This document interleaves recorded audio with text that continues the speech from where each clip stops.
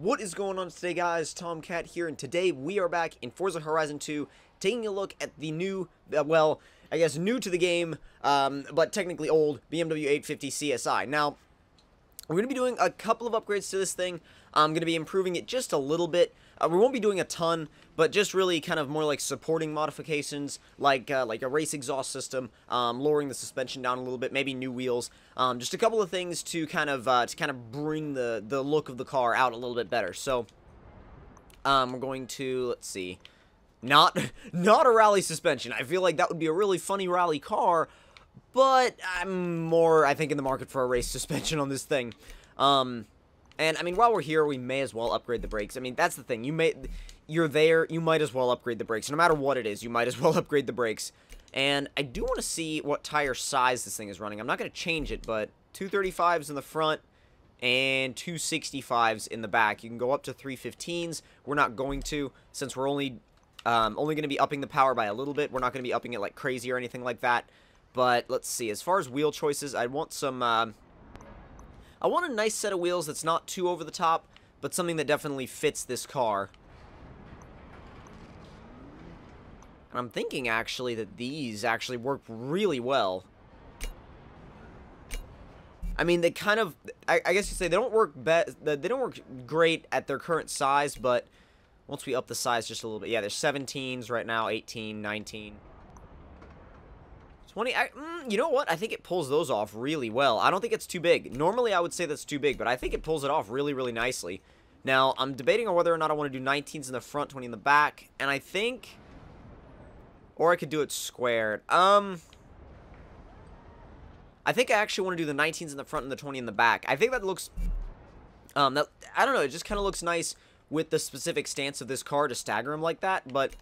I think we have, oh yeah, we've got different body panels available, but I'm not really sure about them. I'm more inclined to stick with the stock body on this one. I think it's just because I really like the way this car looks, and I like kind of just like the pure image of this car. And I've always liked the 8 Series. The 8 Series is just kind of one of those cars that it's kind of rare. Not a lot of people have them, but when you see one, you're like, wait, what was that? You kind of have to look at it and then look back again because it's like it's so different than everything else you'd see out on the road. I mean, and this was back when pop-up headlights were still a thing. Race exhaust. I think I want to get it around maybe 420, 450 horsepower. Always like to stick a lightweight flywheel in there. And let's see. 397. Well, yeah, if we cam it, we'll get a ton of power out of it. 31, 464, 441 pounds-feet of torque. That's plenty. We'll leave it at that. And it's not crazy modified, but it's kind of almost OEM plus. Like, just a little bit, like, just that +1 level above what you got from the manufacturer. So let's go ahead and test this thing out and see what it's like. Now, we had this thing in, I believe, Forza 5. I want to say we had it in Forza 5. Yes, because I remember driving it in Forza 5. But, it was one of my favorite cars back in that game, back in that particular game. And first things first, let's see. Well, let's get away from the festival so there's no music going on, and we'll see how this thing sounds.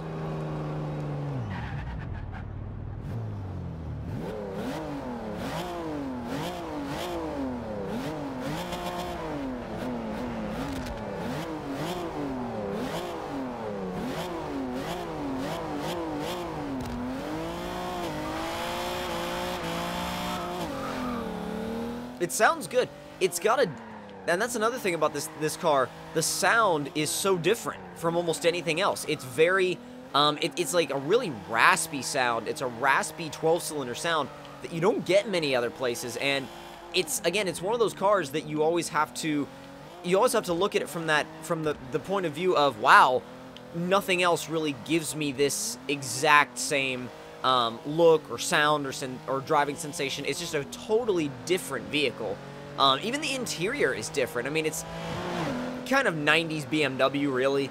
But, I mean, because you look at a lot of 90s BMWs, and this interior seems pretty similar when you look at a lot of them. But either way, if you're not used to driving any BMWs in Forza, this is definitely going to be... Ow, dang it. This is definitely going to be a very, very different interior to look at, and maybe a nice change of pace, depending on who you are.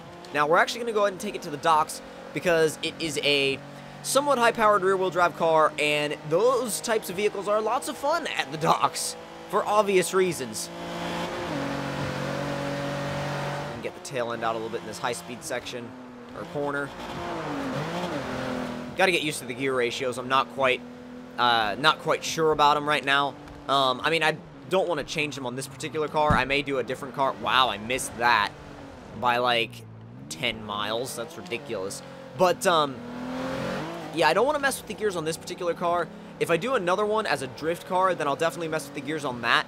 But the thing is, when you're driving this thing, you have to keep the power, you have to keep the RPMs really high. Otherwise, the power is really going to fall off. It's going to fall off, and it's going to be done.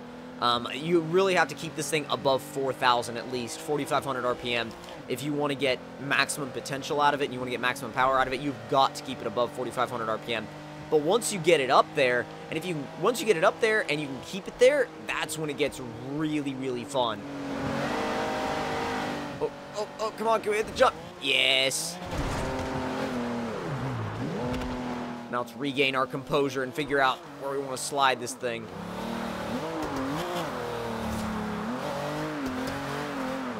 Oh, not bad. Still getting used to it, but I like the balance. It's got almost like a very, very progressive kind of feel to it without being any kind of a handful. Now, I'm sure if you added more power, you could make it a little bit more tail happy. I mean, it's tail happy as it is, but I'm saying if you wanted to turn it into like a scoring car, like something that was solely for high scoring drift runs. Stop. Okay, we're good. Woo, we missed that dart. It's just sitting there. Completely forgot it was there too.